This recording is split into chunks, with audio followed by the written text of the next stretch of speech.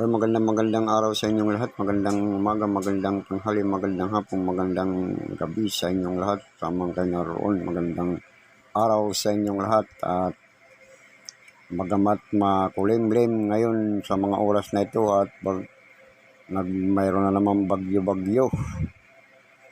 At nagbabalsa na naman ang pagbuhos ng ulan sapagkat may bagyo ngayon.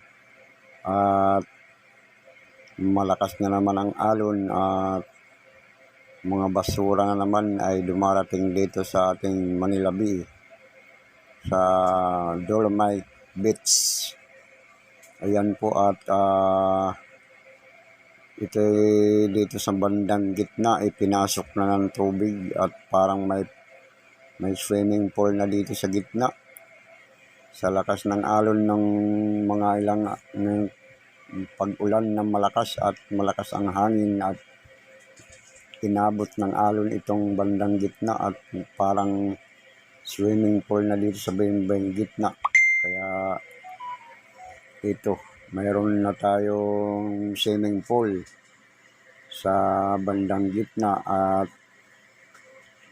parang inabot ng alon ito at tuloy-tuloy ang ngayon, lalo na ngayon na may bagyo at masama ang panahon. At huwag sanang dumaan dito ang malakas na bagyo sa Metro Manila pagkat dami na naman ang mga matatangay na mga basura na kung saan galing. Kaya naway wag nang lumakas ang bagyo sa Pilipinas sapagkat ito pa nga lang ay kunti-unti pa lang ang alon natin, hindi pa gaanong kalakas ang bagyo, ulan-ulan pa lang at mayroon ng mga natangay na mga basura.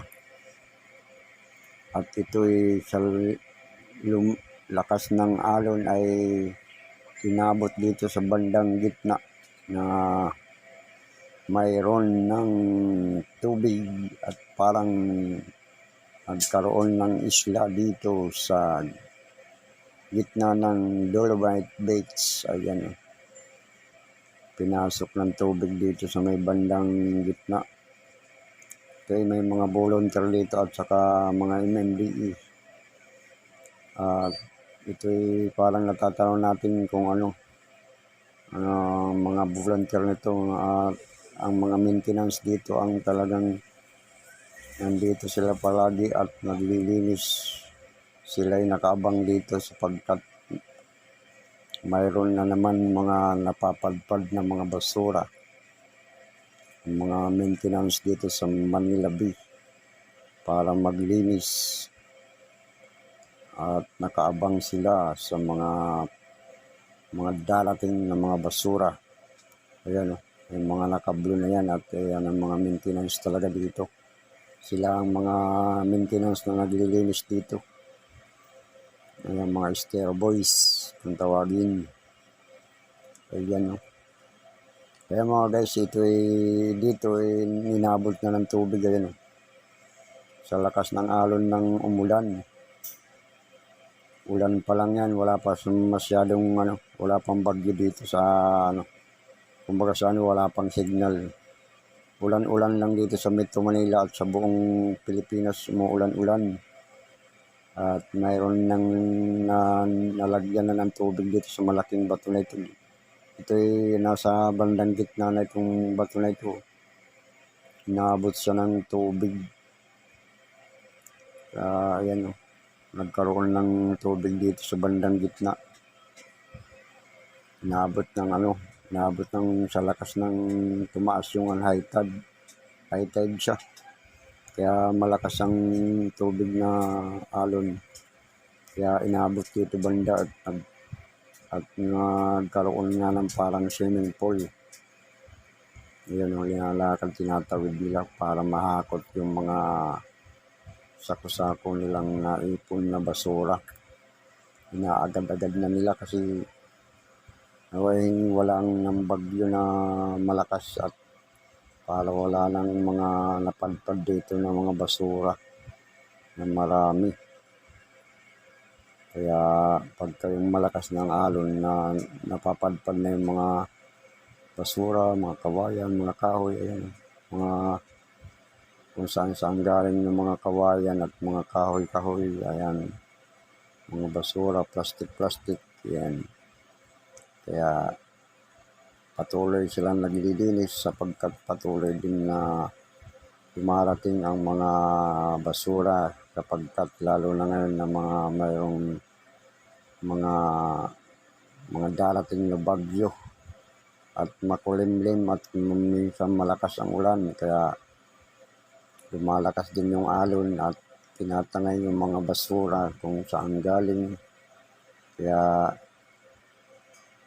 patuloy ang mga maintenance dito na mga naglilinis at inaabangan lang nila yung mga basura na mga napapadpad. Ito yung marami na silang naipon na yun. Ang mga naipon na silang mga basura na nakasako. Kaya ayan, yun yung iniipon nila yung mga ano. Tapos dito, ito kasi ay walang tubig dapat yan din. Para tuloy tumatawid sila ng ano. Nagkaroon siya ng tubig sa pagtaas ng dagat. Nagkaroon siya dyan, naiwan yung tubig. Parang nagkaroon ng swimming pool.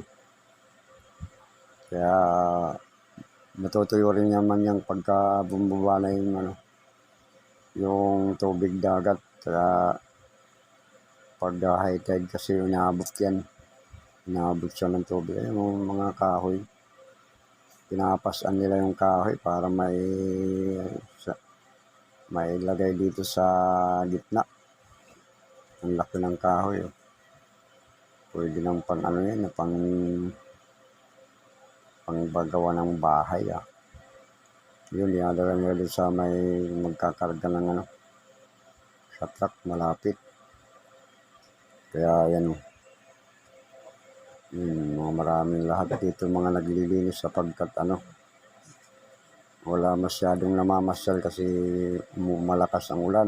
Minsan lumalakas ang ulan kasi parang may nagbabagyang bagyo dito sa atin ngayon. Sana wag nang tumuloy sa mga ibang karagatan na lang tumama. Wag na dito sa malapit sa atin, sa ano, malapit dito sa ating bansa.